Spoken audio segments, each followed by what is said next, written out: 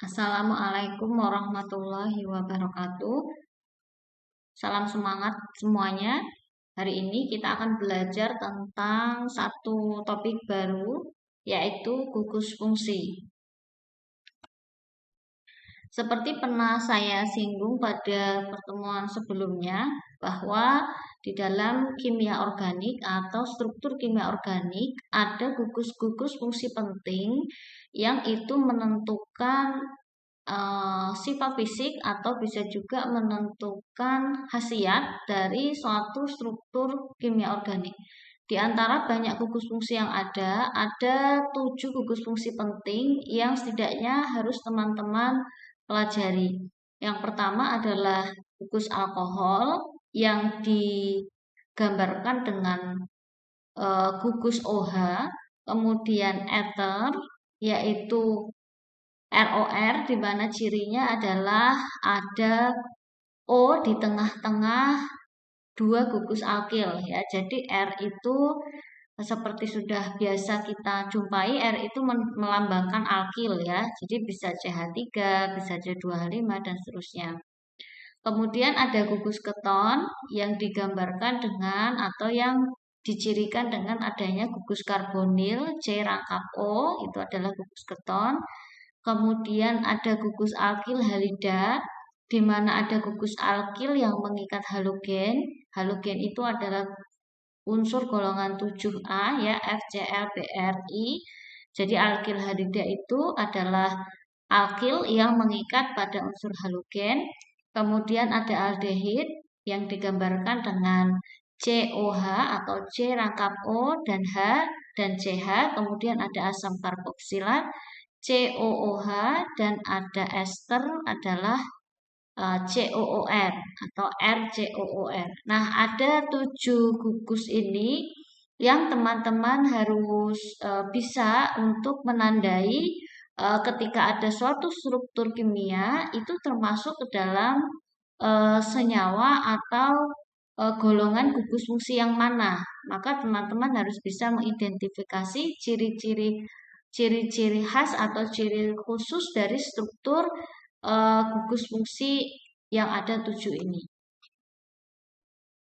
Nah, selain 7 gugus tadi, sebenarnya ada banyak gugus yang lain seperti gugus amina, ya, kemudian ada alkena, alkuna, dan alkana itu termasuk juga ke dalam kategori gugus fungsi.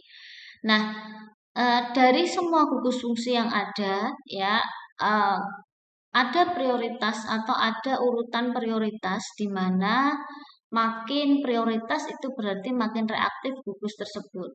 Ya, urutannya seperti ini. Jadi yang paling reaktif itu adalah asam karboksilat, kemudian dilanjutkan ester, dilanjutkan aldehid, dilanjutkan keton, dilanjutkan alkohol, amina, alkena, alkuna, alkana, eter, dan alkil halida. Makin ke bawah, maka reaktivitasnya makin menurun. Oke, kita mulai dari yang pertama adalah gugus alkohol. Di mana gugus alkohol adalah golongan senyawa yang mengandung satu atau lebih gugus hidroksil. Jadi hidroksil itu adalah OH.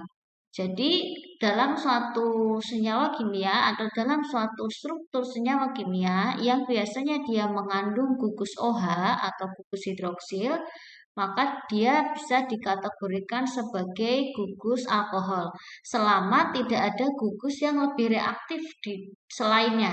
Nah, maksudnya apabila selain OH ada gugus lain yang lebih reaktif, maka kita tidak bisa mengkategorikannya sebagai gugus alkohol atau sebagai senyawa alkohol. Tetapi jika gugus fungsi yang berada di dalamnya yang paling tinggi kereaktifannya adalah OH, maka bisa kita kategorikan senyawa tersebut adalah golongan senyawa alkohol karena mengandung gugus hidroksil sebagai gugus yang paling reaktif di dalam struktur tersebut. Ini ada banyak sekali contoh di mana alkana mengikat gugus hidroksil ya yang sudah pernah kita pelajari pada materi alkana dulu ya. Yang struktur nomor 1 ini berarti CH3 yang mengikat OH kita namakan sebagai metanol ya. Kemudian kalau C-nya 2 etanol, C-nya 3 propanol, dan seterusnya. Dulu kita sudah mempelajari pada saat kita belajar tentang tata nama alkana. Nah, kemudian untuk ether, ya, ether itu adalah suatu senyawa yang memiliki dua residu hidrokarbon yang dapat sama atau berbeda, ya, seperti yang ditunjukkan pada struktur berikut. Maka ciri dari struktur golongan ether itu biasanya ada O kejepit, ya, di antara 2C atau di antara 2 alkil. Nah, bagaimana cara memberi namanya? Cara memberi namanya untuk nama trivial, ya, untuk nama trivial di mana gugus itu diletakkan di belakang, maka kita cukup memberi nama dengan menyebutkan alkilnya. Oke, saya beri contoh. Misalkan kita punya dua struktur di situ, ya.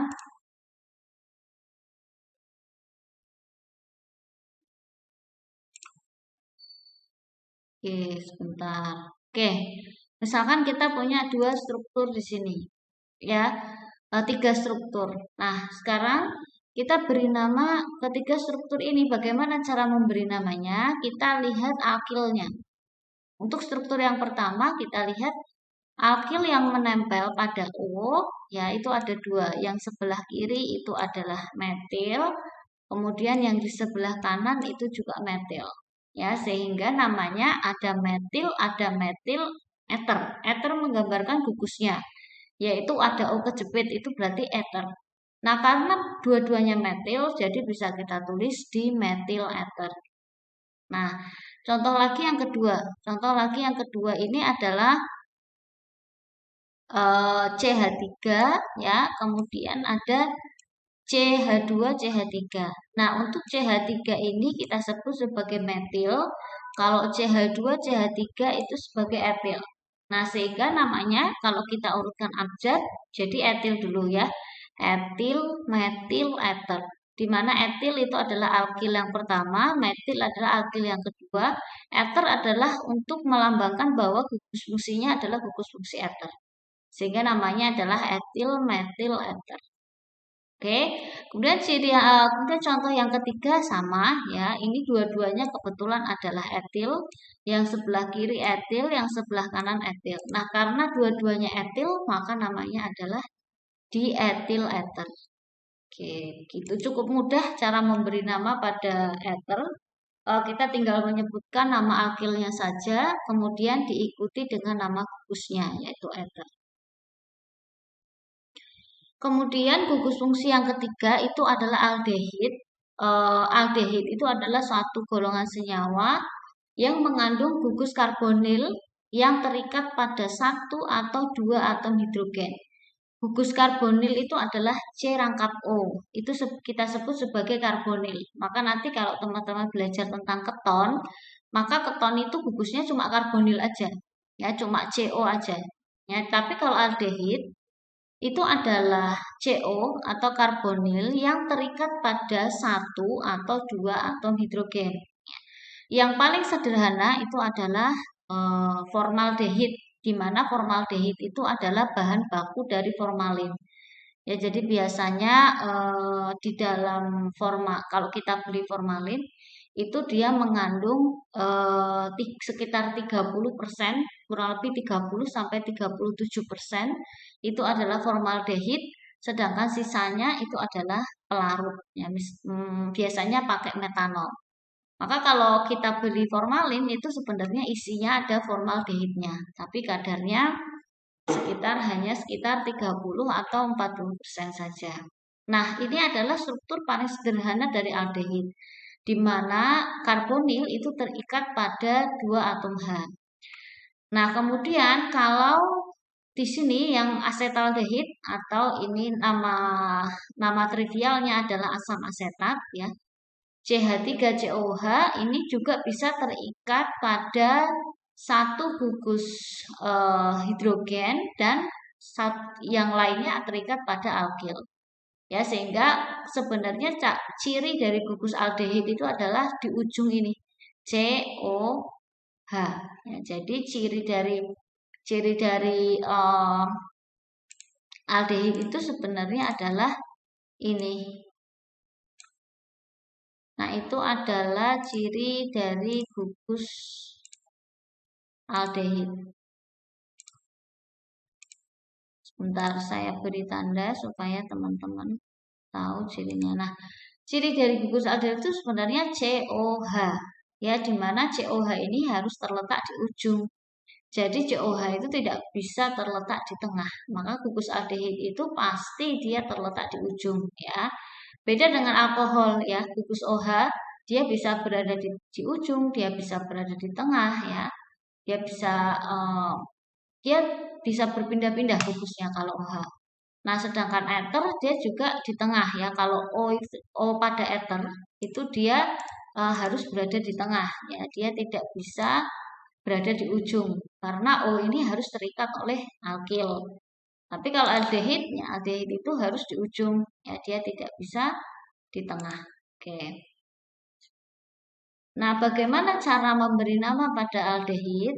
Menurut sistem IUPAC, ya penamaan secara internasional, aldehid itu diturunkan dari golongan alkana sebenarnya dengan mengubah akhiran A pada alkana itu menjadi al pada akhirnya. Jadi misalkan kalau C-nya 1 pada alkana itu adalah metana, maka pada aldehid menjadi metanal. Ya, kemudian etana menjadi etanal, kemudian propana menjadi propanal, dan seterusnya. Artinya akhiran A pada alkana itu menjadi akhiran al pada aldehid. Itu kalau menurut penamaan IUPAC. Nanti contohnya kita akan lihat di bawah. Kemudian menurut sistem trivial atau nama dagang, ya maka nama aldehid itu diturunkan dari nama turunannya yaitu asam karboksilat dengan mengubah asam OAT-nya menjadi aldehid. Nah, nanti kita akan lihat juga cara memberi namanya. Oke, contohnya adalah ini ya. Ini adalah contoh cara memberi nama secara IUPAC dan cara memberi nama secara trivial. Oke. Yang pertama, kita memberi nama secara IUPAC dulu. Oke. Caranya sama seperti pada saat kita memberi nama pada alkana. Yang pertama, langkah pertama adalah kita mencari dulu rantai terpanjangnya. Dari struktur ini, rantai terpanjang itu harus memuat gugus. Nah, karena gugusnya itu ada di ujung, ya, yang COH ini, berarti rantai terpanjang harus mulai dari sini, ya, sampai kita mendapatkan rantai terpanjang jumlah yang paling banyak. Kalau kita lihat, maka ini lurus, ya, itu sebagai rantai utama. 1, 2, 3, 4, 5. Nah, berarti ada 5C, ya, dia memuat gugus aldehid sebagai rantai utama. Kalau alkana namanya pentana, maka kalau aldehid dia menjadi pentanal. Itu diletakkan di belakang sebagai nama rantai utama. Sedangkan gugusnya itu adalah ini CH3, ya, gugusnya adalah CH3. CH3 ini adalah metil, ya, adalah metil terletak pada C nomor berapa? Kita hitung dari C gugusnya. Ya, ini nomor 1, nomor 2, nomor 3. Berarti CH3 ini ada di C nomor 3. Nah, sehingga namanya menjadi 3 metil pentanal. Nah, itu adalah tata nama secara IUPAC, ya, tata nama internasional.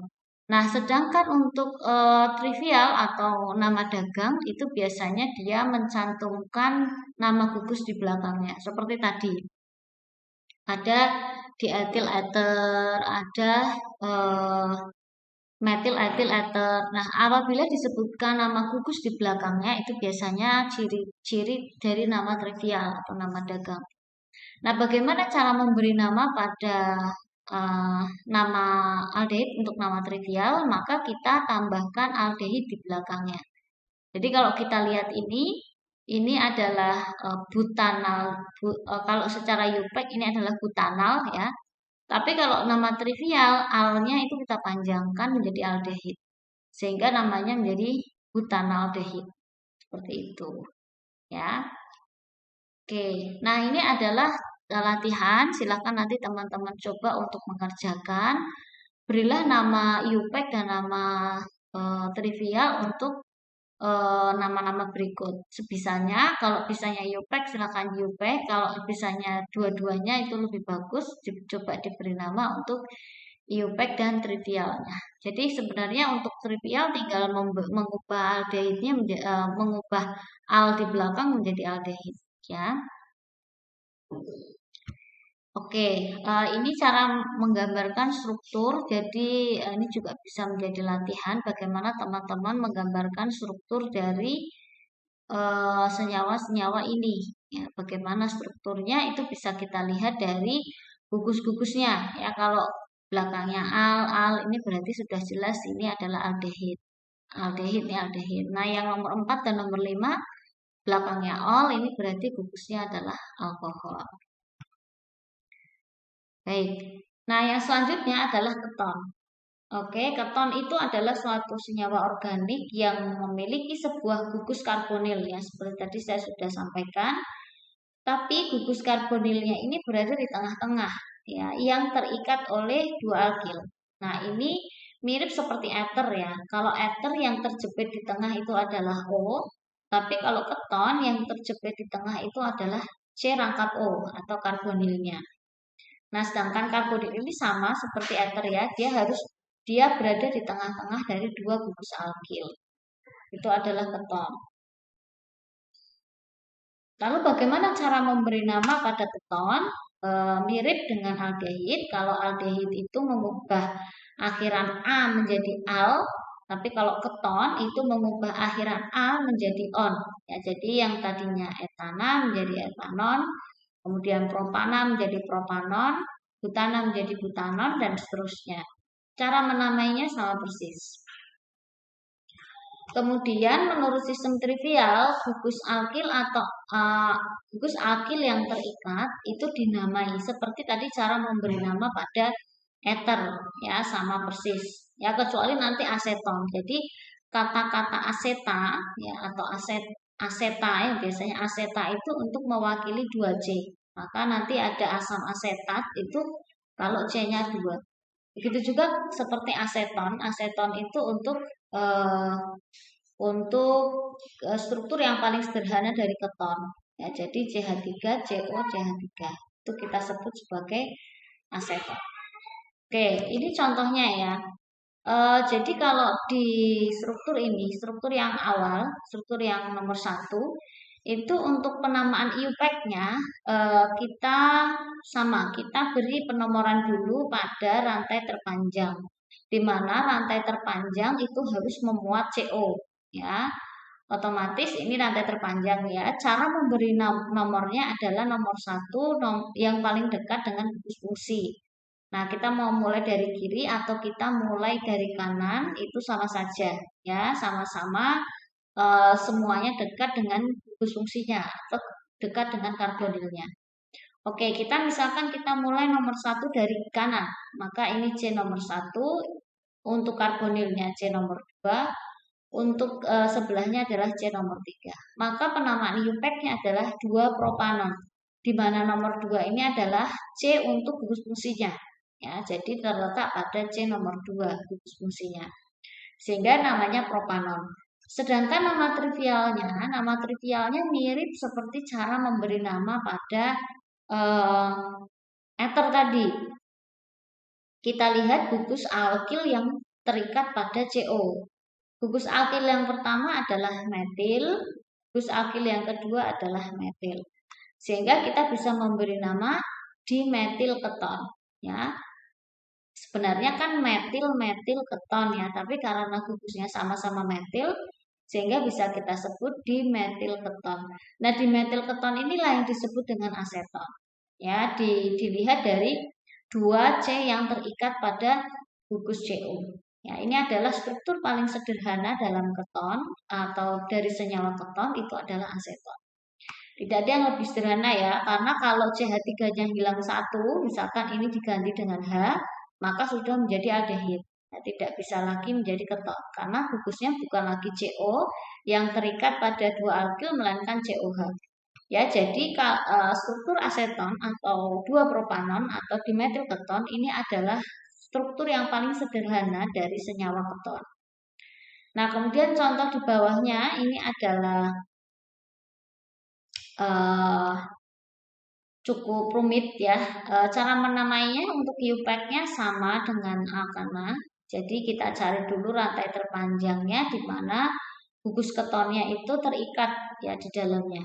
Oke, misalkan ini nomor 1, ini nomor 2, ini nomor 3, ini nomor 4 bisa, atau belok ke bawah, ini nomor 1, ini nomor 2, ini nomor 3, dan ini nomor 4. Nah, sama saja ya, tetap nanti akan ada satu cabang. Oke, saya ambil yang terpanjang.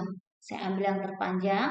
Nomor 1 adalah nomor yang paling dekat dengan gugus, bukan yang paling dekat dengan cabang. Ingat ya, kalau ada gugus fungsi, itu kita mulai nomor 1 itu yang paling dekat dengan gugus. Berarti yang sebelah kanan itu nomor 1, ini nomor 2 gugus fungsinya, ini C nomor 3, ini C nomor 4. Sehingga namanya menjadi, karena ada 4C menjadi butanon, ya karena gugusnya adalah gugus keton. Angka 2 ini menunjukkan gugus fungsinya berada pada C nomor 2, berarti 2 butanon. Kemudian cabangnya ada metil di C nomor 3, sehingga namanya adalah 3 metil 2 butanon. Oke, itu untuk nama IUPAC ya. Kemudian untuk nama trivial berarti kita sebutkan kita sebutkan alkil yang terikat di sebelah kiri dan alkil yang terikat di sebelah kanan. Kemudian kita cantumkan gugus keton di belakangnya. Nah, kalau kita lihat di sebelah kanan ini gugusnya metil ya, jelas ini gugusnya metil. Nah, sedangkan di sebelah kiri ini disebut isopropil. Ya, jadi isopropil itu adalah dia terikat pada C sekunder. Itu namanya isopropil. Masih ingat ya, yang dinamakan C sekunder itu adalah C yang mengikat dua C yang lain. Ya, ini C yang lain, ini C yang lain ada dua. Nah, ini disebut C sekunder. Jadi kalau ada gugus keton yang dia mengikat C sekunder, maka dia disebut isopropil. Nah, ini namanya adalah isopropil. Sehingga namanya menjadi isopropil metil keton. Itu untuk nama trivialnya. Nah, ini untuk latihan, ya latihan memberi nama pada struktur senyawa keton. Jadi silakan teman-teman coba untuk beri nama baik itu UPAC ataupun trivial. Nanti akan kita bahas pada pertemuan selanjutnya. Ini latihan menggambarkan struktur, barangkali mau dicoba juga untuk menggambarkan struktur.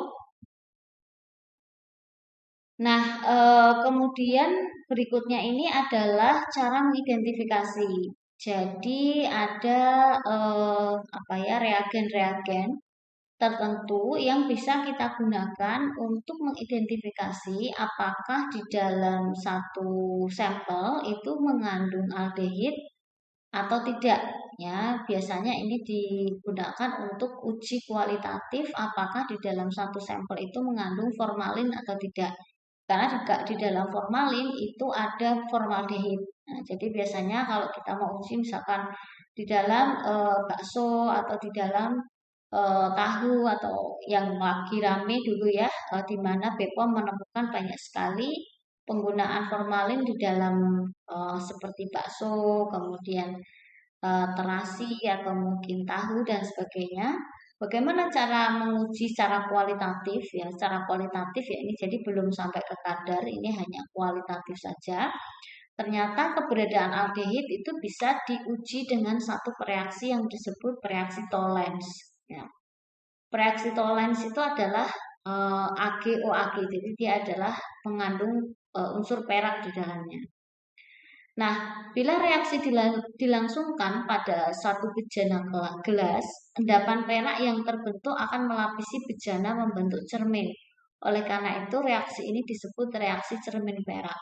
Jadi, kalau suatu sampel itu mengandung aldehid, misalkan adalah formaldehid, dia direaksikan dengan reaksi Tollens, maka akan menghasilkan asam karboksilat dan lapisan perak. Nah, lapisan perak ini nanti akan nempel di dinding-dinding gelas. Sehingga kalau kita lihat dinding-dinding gelas itu seperti kita bercermin. Ya, jadi kalau kita melihat gelas itu kan kita tidak bercermin ya. Karena gelas itu kan beda, dia kaca kan bukan cermin. Nah, tapi kalau di reaksi Tollens ini direaksikan dengan suatu sampel yang mengandung aldehid, maka dia akan membentuk lapisan perak, yang lapisan perak itu akan menempel di dinding-dinding gelas. Sehingga nanti dinding-dinding gelas itu seperti cermin yang bisa kita pakai untuk berkaca. Oke, nah selain bereaksi Tollens, aldehid ini juga bisa diidentifikasi dengan bereaksi Pehling. Ya, bereaksi Pehling itu kalau kita kenal ada dua, ya kan? Ada Pehling A, ada Pehling B. Di mana Pehling A itu warnanya biru, ya, dia adalah larutan CuSO4, itu adalah Pehling A.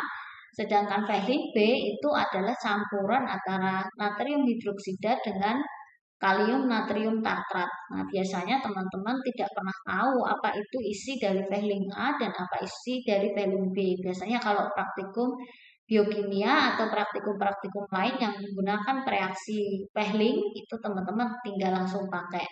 Nah, di sini teman-teman tahu apa isi dari Pehling A dan Pehling B. Ya, ternyata isinya berbeda. Nah, reaksi Pehling kalau tidak disebutkan apakah dia itu Pehling A atau Pehling B, hanya disebut reaksi Pehling begitu saja, maka biasanya itu adalah campuran antara Pehling A dengan Pehling B, ya. Sehingga nanti kita dapat satu reaksi yang berwarna biru tua yang kita sebut sebagai reaksi Pehling. Nah, reaksi Pehling itu kita sebut sebagai CuO. Nah, itu merupakan gabungan antara Pehling A dengan Pehling B. Maka ketika teman-teman mereaksikan atau menguji suatu sampel, di situ literaturnya menggunakan Pehling, kemudian di laboratorium hanya tersedia Pehling A saja atau Pehling B saja, itu tidak bisa dipakai ya. Meskipun sama-sama Pehling, tetapi Pehling itu reaksi Pehling itu merupakan campuran antara Pehling A dengan Pehling B. Kita tidak bisa menggunakan satu dari keduanya. Oke, nah aldehid ini bisa diidentifikasi menggunakan reaksi Pehling yang merupakan gabungan dari Pehling A dan Pehling B. Nanti hasil reaksinya jika positif, dia akan menghasilkan endapan berwarna merah bata. Jika pada sampel positif mengandung aldehid. Tapi jika pada sampel negatif mengandung aldehid, maka dia tidak akan menghasilkan endapan apapun. Jadi warnanya tetap biru ya biasanya seperti reaksi yang digunakan.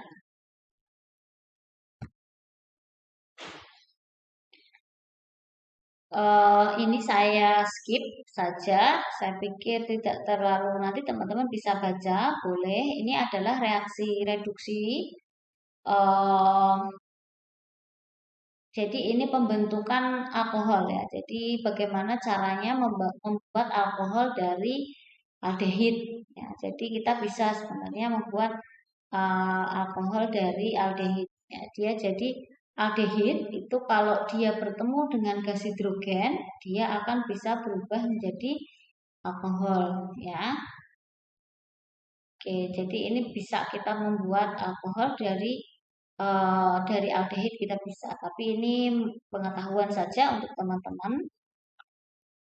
Nah, kemudian alkohol juga bisa dibuat dari keton, ya, sama juga dengan cara dicampurkan atau direaksikan dengan gas hidrogen, maka dia juga bisa membentuk alkohol. Tapi alkoholnya sekunder, ya. Jadi kalau teman-teman lihat yang dinamakan alkohol primer, ya sama seperti C primer, C sekunder. Kalau alkohol primer berarti dia alkohol yang terikat pada C primer, ya. C yang di sini adalah C primer karena dia terikat mengikat satu C yang lain. Berarti C yang diikat oleh OH ini adalah C primer. Maka alkohol ini disebut alkohol primer. Berbeda dengan yang dihasilkan oleh keton, ini adalah alkohol sekunder. Kenapa? Karena OH-nya diikat oleh C sekunder. Ya, karena C yang di tengah ini dia mengikat dua C yang lain. Ya, R itu kan berarti C ya sama alkil. Nah, karena C ini adalah C sekunder, maka OH yang terikat pada C sekunder disebut sebagai alkohol sekunder. Jadi kalau kita membuat alkohol dari aldehid atau kita membuat alkohol dari keton, itu akan menghasilkan jenis alkohol yang berbeda, ya.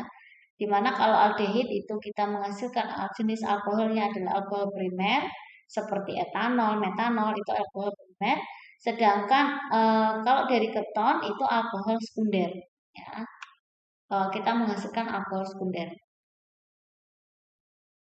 Nah, berbeda dengan aldehid, kalau keton kita beri bereaksi Tollens dan bereaksi Pehling, maka tidak akan terjadi apa-apa pada sampel. Yang kalau kita itu campurkan pada aldehid, maka reaksi Tollens itu tadi akan membentuk apa? Akan membentuk cermin perak ya pada gelas, sedangkan Pehling dia akan membentuk endapan merah bata. Tetapi kalau keton direaksikan dengan reaksi Tollens dan Fehling itu tidak akan menghasilkan apapun, artinya tidak ada perubahan pada warnanya ataupun tidak terbentuk endapan. Nah, itu cara membedakan antara keton dengan aldehid ya, karena biasanya secara organoleptis itu tidak ada bedanya. Oke, selanjutnya kita masuk ke asam karboksilat. Nah, asam karboksilat sendiri adalah suatu senyawa organik yang memiliki gugus karboksil. Bukan karbonil ya, kalau CO itu tadi namanya karbonil. Kenapa disebut karboksil? Karena dia mengandung dua gugus, yaitu karbonil dan hidroksil. Hidroksil itu OH, karbonil itu C rangkap O. Sehingga asam karboksilat itu disebut dia mengandung gugus karboksil. Karboksil itu antara karbonil dengan hidroksil. Karbonil itu C rangkap O, sedangkan hidroksil itu OH. Nah, asam karboksilat itu senyawa golongan asam karboksilat itu semuanya polar ya, dan semuanya asam lemah. Ya, jadi kalau kalian menjumpai struktur asam karboksilat itu sudah pasti dia adalah golongan senyawa asam lemah. Tidak ada golongan asam karboksilat yang merupakan asam kuat. Jadi semuanya asam lemah seperti asam asetat, asam askorbat, asam oksalat itu semuanya adalah golongan asam lemah dan semuanya adalah polar ya. Jika dilarutkan di dalam air mereka akan terionisasi. Terionisasi sebagian karena mereka adalah asam lemah. Nah, untuk tata nama asam karboksilat sendiri ada tata nama secara UPAC dan ada tata nama secara trivial atau nama dagang. Nah, untuk tata nama secara IUPAC itu diawali dengan kata asam. Di depannya itu harus ada kata asamnya, ya. Kemudian di belakangnya diganti oat, ya. Jadi tadi kalau aldehid itu belakangnya diganti al, kalau keton diganti on, kalau asam karboksilat diganti oat, tapi di depannya ditambahi asam. Nah, contohnya ini adalah struktur C-nya ada dua ya. Kita tahu C-nya ada dua itu berarti etana. Kalau asam karboksilat berarti etanoat ya, karena ini gugus asam karboksilat ya, COOH. Berarti namanya menjadi asam etanoat. Nah, nama trivialnya adalah asam asetat. Ini adalah nama dagang yang lebih terkenal ya, karena aseta itu berarti C untuk mewakili C2 aseta. Seperti tadi aseton itu berarti C yang terikat oleh gugus ketonnya ada dua. Jadi aseta itu biasanya dia mewakili 2C untuk nama trivial. Nah, untuk penamaan nama-nama trivial yang lebih familiar di kalangan industri biasanya asam karboksilat itu lebih dikenal itu adalah justru nama trivialnya daripada nama UPAC-nya seperti asam format, asam asetat, asam palmiat, asam stearat, asam valerat itu sebenarnya adalah nama-nama trivial. Sedangkan nama UPAC-nya itu jarang sekali dikenal karena cara penamaannya yang cukup apa ya, cukup sulit penyebutannya. Lebih gampang nama trivialnya daripada tata nama IUPAC. Sehingga nama penamaan trivial untuk asam karboksilat ini biasanya jauh lebih sering digunakan untuk industri, termasuk di dalamnya adalah farmasi. Nah, kemudian untuk ester sama mirip dengan asam karboksilat, hanya kalau asam karboksilat itu adalah COOH, nah ini OH-nya diganti dengan OR. Ya. Maka pada penamaan ester itu nanti gugus alkilnya di disebutkan terlebih dahulu ya. Nanti kita lihat di bawah untuk contohnya. Nah, senyawa ester umumnya memiliki bau dan rasa yang khas. Jadi tidak melulu baunya wangi. Memang senyawa-senyawa yang umumnya bisa menghasilkan aroma dan rasa itu adalah senyawa ester. Makanya kita bisa mendapatkan essence, kita bisa mendapatkan aroma-aroma terapi tanpa kita mengekstrak dari tanaman aslinya. Itu biasanya adalah sintesis-sintesis dari senyawa ester yang bisa menimbulkan bau dan rasa yang khas. Bisa enak, bisa tidak enak ya. Bisa bau wangi, bisa baunya juga tidak wangi. Nah, ini adalah contoh penamaan dari senyawa ester. Ya, jadi karena senyawa ester itu adalah senyawa yang sebenarnya cara penamaannya hampir mirip dengan asam karboksilat. Nah, sebenarnya cara penamaannya juga sama. Nah, ester pun sama dengan karboksilat lebih dikenal dengan nama trivialnya. Nah, yang saya cantumkan di sini adalah nama-nama trivial atau nama dagang yang biasanya digunakan di kalangan industri. Ya mungkin mereka itu malah tidak tahu nama impact-nya, mereka tahunya adalah nama trivialnya atau nama dagang. Misalkan adalah ini contoh yang pertama. Oke. Nama yang pertama itu adalah dilihat dari alkil yang terikat pada O dulu. Alkil yang terikat pada O ini adalah CH3 ya, yaitu metil. Kemudian asetatnya itu adalah dihitung dari C dari gugusnya sendiri, jumlahnya berapa. Ini gugusnya 2, C-nya 2, 1, 2. Karena 1 tadi mewakili aseta atau asetat, sehingga nama trivialnya menjadi metil asetat. Metil adalah gugus yang terikat oleh O, asetatnya adalah C yang di sebelah kiri. Nah, mirip dengan ini yang pertama, yang kedua ini sama, tapi gugus yang diikat oleh O itu adalah etil. Sedangkan asetatnya sama ya. Ini adalah 2C yang ada di sebelah kiri itu asetat. Karena 2C tadi maknanya aseta ya. Kalau trivial itu biasanya namanya aseta. Seperti asam asetat tadi, seperti aseton itu karena jumlah C-nya 2. Nah, kemudian yang ini adalah metil. Ini sebelah kiri ini adalah metil. Kita sebutkan dulu alkil yang diikat oleh O. Baru kita sebutkan yang sebelah kiri. Ini jumlahnya ada 4. 1, 2, 3, 4. Maka alkilnya disebutkan dulu metil. Baru rantai terpanjang, rantai utamanya yang terikat pada gugus. Karena jumlahnya 4 menjadi butanoat. Sehingga namanya metil butanoat. Oke, yang ini juga sama. Yang sebelah kanan ini adalah gambar fenil. Kemudian ini adalah asetat karena C-nya 2 sehingga namanya fenil asetat. Kemudian ini adalah metil, kemudian ini adalah benzoat ya, karena ini adalah benzena yang terikat pada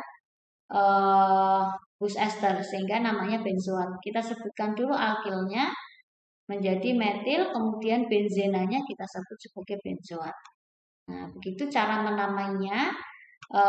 Sehingga alkilnya dulu kita sebutkan, baru nanti rantai utamanya kita tambahi OAT di belakangnya, kecuali yang asetat tadi ya.